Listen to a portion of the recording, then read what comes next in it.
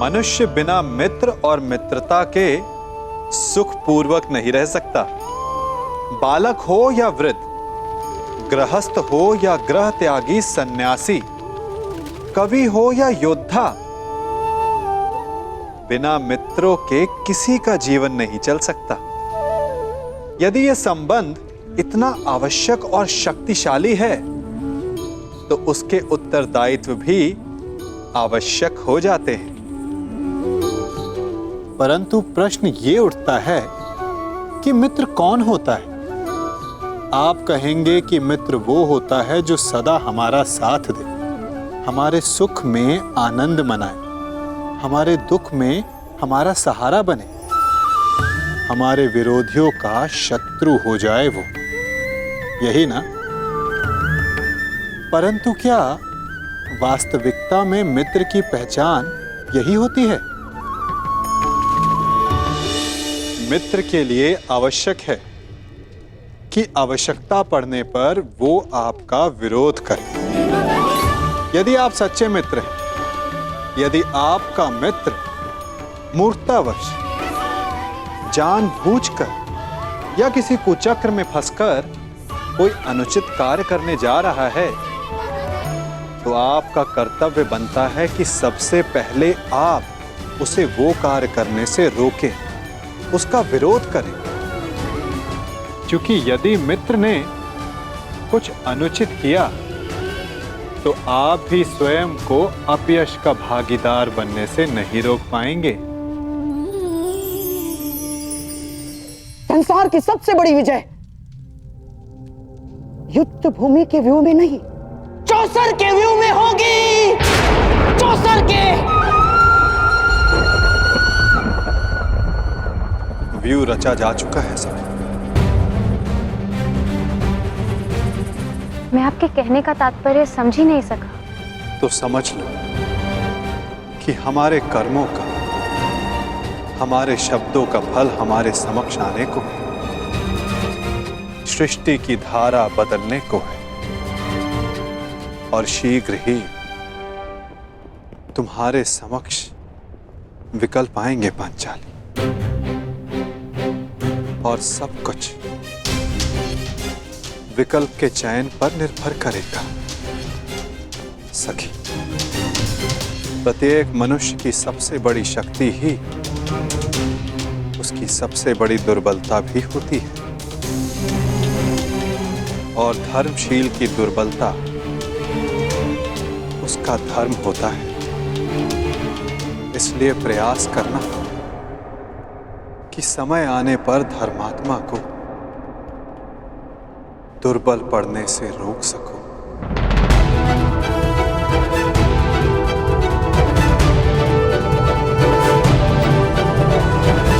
शकुनी और पुत्र दुर्योधन ने जिस प्रकार इंद्रप्रस्थ का वर्णन किया है, छाती फूल जाती है कि मेरे अनुज पांडु के पुत्रों ने इतने कम समय में इतनी उन्नति की है। एक ही समय में कुरु वंश के 2 सम्राट पूरे भारतवर्ष में राज करेंगे। ये सोचकर मन गर्व से भर उठता है।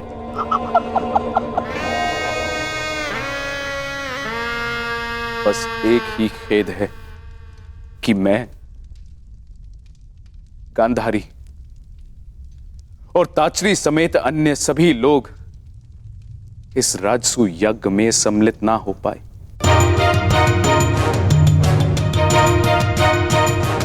इसलिए मैंने निर्णय लिया है कि सभी पांडु पुत्रों को हस्तिनापुर में बुलाकर उनका सम्मान किया जाए।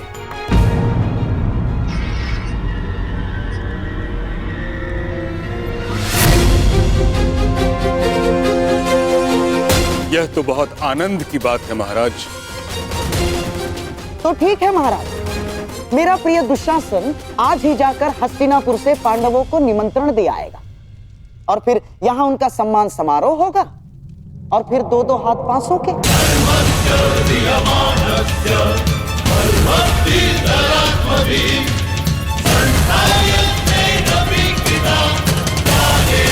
परंतु गांधार नरेश, सम्मान समारोह में युद्ध क्रीड़ा का क्या काम?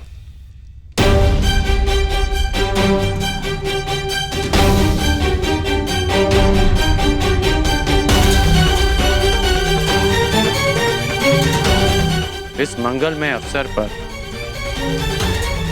युद्ध क्रीड़ा जैसा धर्मी खेल क्यों? अंगराज बने अब समय ही कितना हुआ है महाबली कर्ण, अर्थात धीरे धीरे राजकुल के सारे नियम आप समझ जाएंगे, ज्ञात हो जाएंगे आपको। अन्य खेलों की भांति युद्ध क्रीड़ा भी एक प्रकार का मनोरंजन है। नहीं है। मेरी दृष्टि में युद्ध क्रीड़ा एक व्यसन है जो मनुष्य की मति हर लेता है। अंगराज, ये राजसभा का नियम भी है और नैतिक बंधन भी कि जब बड़े विचार विमर्श कर रहे हों तो छोटों को बीच में नहीं बोलना चाहिए।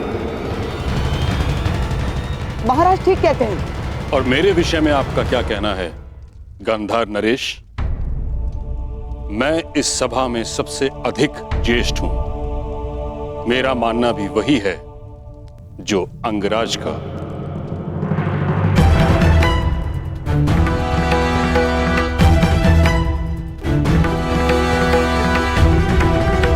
कि युद्ध क्रीड़ा अधर्म है। महामहिम, ये क्रीड़ा तो केवल मेरे पुत्रों में प्रेम बढ़ाने के लिए है। युद्ध से अगर कुछ बढ़ा है तो बैर और शत्रुता, प्रेम नहीं। युद्ध से कभी किसी का भला नहीं हुआ। पांडवों के सत्कार तक सब ठीक है, परंतु युद्ध की अनुमति मैं कदापि नहीं दे सकता।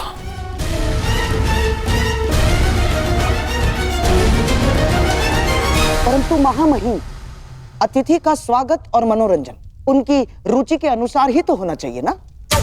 अब महाबली भीम के लिए स्वादिष्ट भोजन की व्यवस्था होगी, देवी पांचाली के लिए वस्त्र आभूषण होंगे, नकुल और सहदेव के लिए आखेट और अश्वारोहण होगा, अर्जुन के लिए संगीत, परंतु धर्मराज के लिए क्या?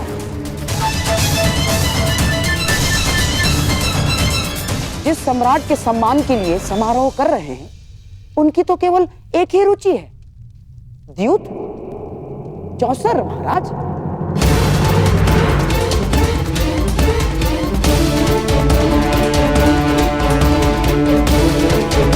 और पुत्र दुशासन स्वयं वहां जाकर पांडवों को निमंत्रण दे आएगा।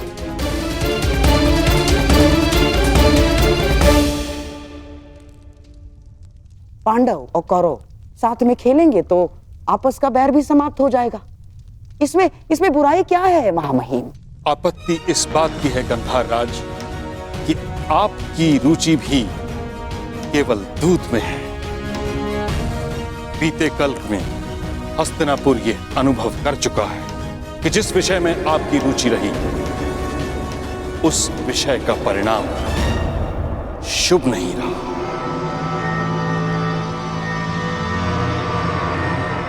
और दुशासन को दूत बनाकर भेजना मुझे एक और लक्ष्याग्रह का स्मरण करवा रहा है।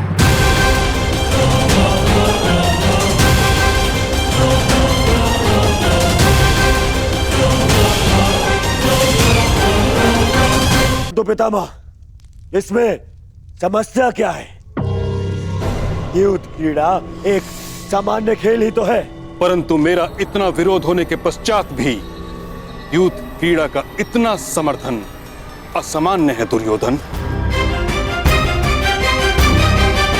बुराई ये है कि शास्त्रों में दूत को अधर्म कहा गया है।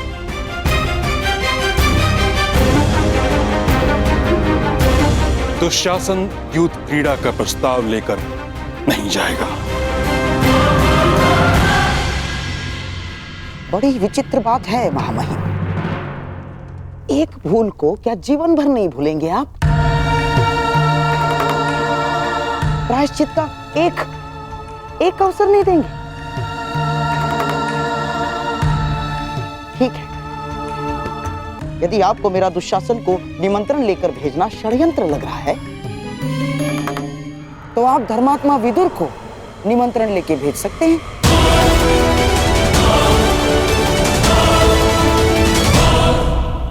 धर्मात्मा विदुर नीति अनुसार अपना कार्य करे और धर्मराज युधिष्ठिर नीति पूर्वक ही चाहे तो प्रस्ताव को स्वीकार कर ले।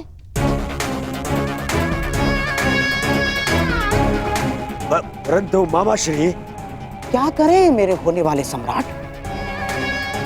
देखो, हमारे मन में कोई मैल नहीं है, परंतु महामहिम भीष्म और तुम्हारे परम मित्र कर्ण को यह सिद्ध करने के लिए धर्मात्मा विदुर को यदि निमंत्रण लेके भेजा जाता है तो इसमें मुझे कोई आपत्ति नहीं है ना।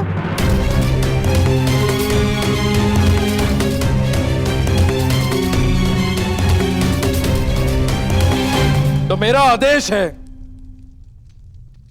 कि महात्मा विदुर स्वयं जाकर पांडु पुत्रों और कुलवधू द्रौपदी को हस्तिनापुर आने का निमंत्रण दे।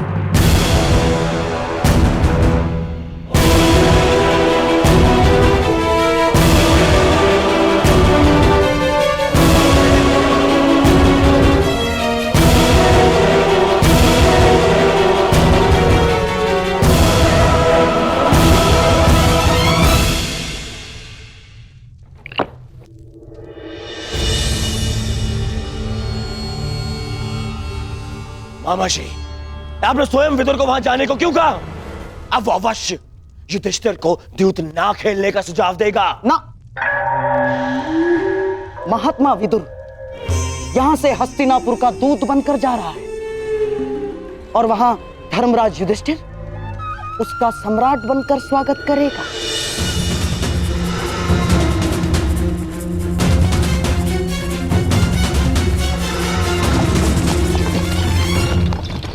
विदुर और धर्मराज दोनों की एक ही समस्या है दुर्योधन। दोनों महाधर्मशाली हैं और उनका धर्म उनकी सबसे बड़ी दुर्बलता है और वही हमारे लिए शक्ति बनेगी। जाओ दुर्योधन, तुम पांडवों के स्वागत की तैयारी करो, क्योंकि विदुर इंद्रप्रस्थ के लिए प्रस्थान कर चुका है।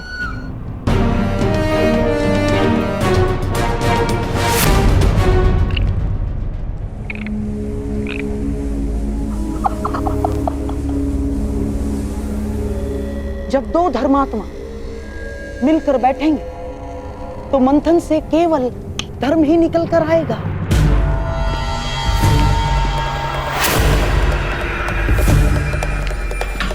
और सम्राट का धर्म उसे चौसर पर बिठाकर ही रहेगा।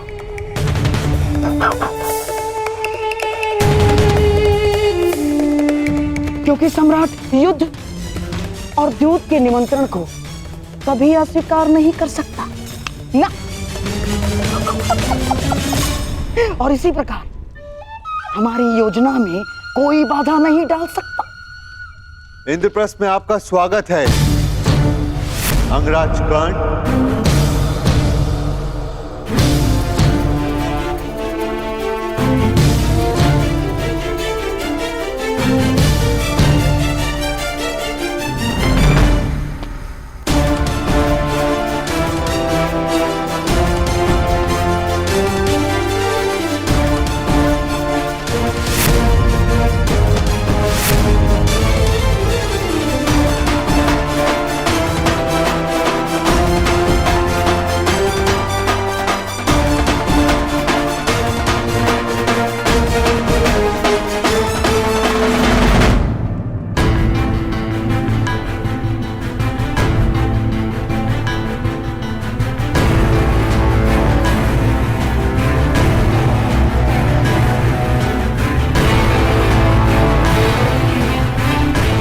अंगराज,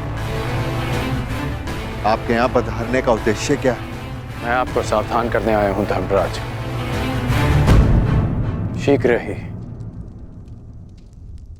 हस्तिनापुर आपका आवाहन करने वाला है।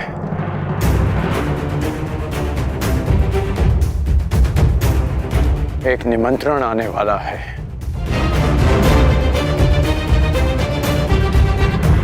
देखा भ्राताश्री, हमारी उन्नति ना देखी गई उस दुर्योधन से। आपको सम्राट बनते हुए ना देख सका वो दुष्ट। इसमें संदेह कैसा है?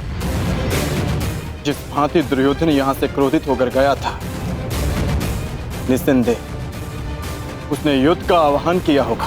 यदि युद्ध का आह्वान करना होता तो मैं यहां सभा में प्रस्तुत नहीं होता।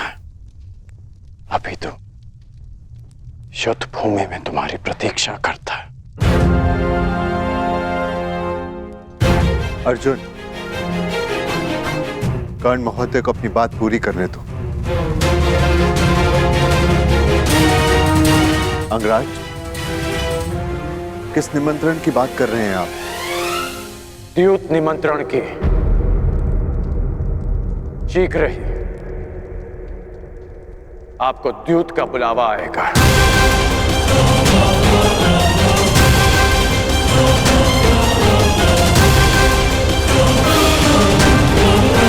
कि उस निमंत्रण को स्वीकार मत करना।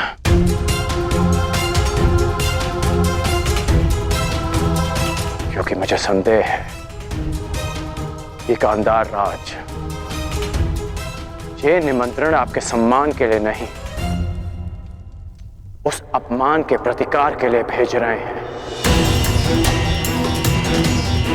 संदेह तो मुझे तुम पर हो रहा है। तुम तो हमें पराजित करना चाहते थे, फिर क्यों हमें चेतावनी देने आए हो? क्योंकि तुम्हारा शत्रु होने के साथ साथ मैं एक योद्धा भी हूं, जो तुम्हें युद्ध भूमि में पराजित करना चाहता है, द्यूत में नहीं। यदि योद्धा होने का इतना अभिमान है तो लाक्षागृह के समय कहां थे? तब हमें सावधान क्यों नहीं किया?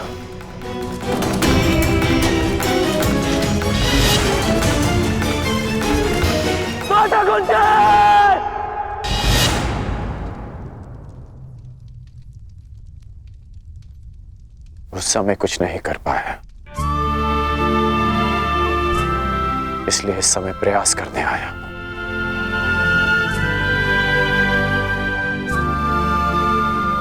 मेरा निवेदन मानिए, इस निमंत्रण को स्वीकार मत कीजिए। परंतु अंगराज, धर्म ये कहता है कि सम्राट युद्ध और द्यूत के निमंत्रण को अस्वीकार नहीं कर सकते।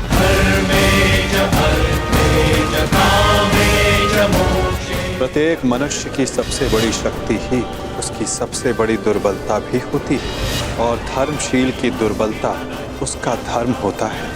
इसलिए प्रयास करना कि समय आने पर धर्मात्मा को दुर्बल पड़ने से रोक सको। मैं कुछ निवेदन करना चाहती हूँ सम्राट। आपकी सबसे बड़ी शक्ति आपका धर्म है, परंतु इसे अपनी सबसे बड़ी दुर्बलता मत बनने दीजिए। अंगराज ने ठीक कहा, कोई भी जुआ उसमें अधर्म का वास होता है। आप मत जाइए। ठहरो पांचाली।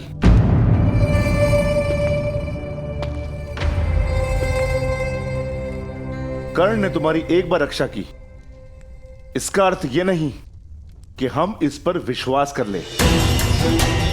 यह हमारे शत्रु का परम मित्र है और यहां जानबूझकर आया है ताकि हम ये निमंत्रण अस्वीकार कर दे और पितामह हमें अहंकारी समझ ले। यह हमें पितामह की दृष्टि में गिराना चाहता है। राजनीति का एक खेल तुम नहीं समझोगी पांचाली। किस पर विश्वास करना है, किस पर नहीं, क्या चयन करना है, क्या नहीं, तुम्हें समझने में अभी बहुत समय लगेगा पांचाली। चयन कैसे करना है ये मैं भली भांति जानती हूँ महाबली। यदि मैंने कोई और विकल्प चुना होता तो आर्य अर्जुन के अतिरिक्त आप सभी इस समय सन्यासी होते।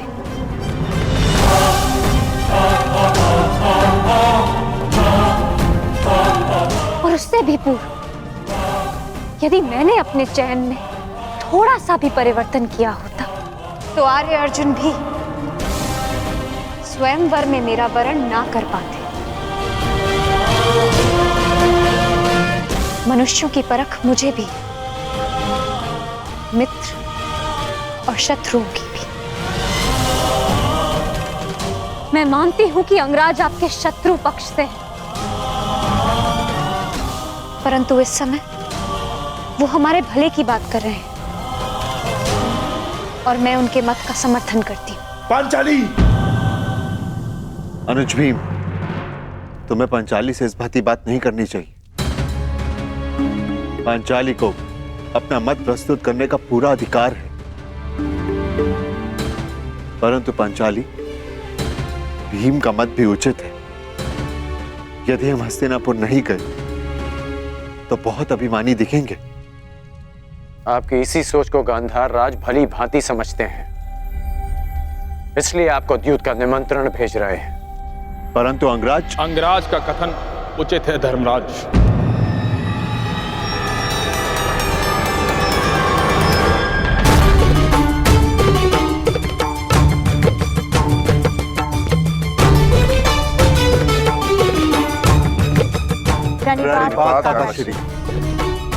आयुष्मान भव। मैं वही निमंत्रण लेकर आया हूं जिसका वर्णन अंगराज कर रहे थे। मैं अंगराज का समर्थन करता हूं।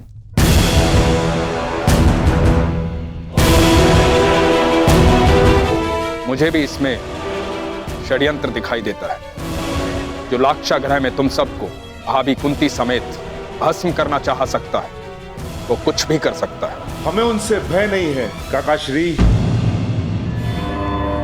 उनके उत्तर के लिए हम पांचों भाई प्रस्तुत हैं। वहां पितामह होंगे, आप होंगे, आचार्य द्रोण होंगे, तो फिर वहां सबके समक्ष कोई हमारा क्या अहित कर सकता है? सर्वनाश का युद्ध करने से श्रेष्ठ है कि उससे बचा जाए।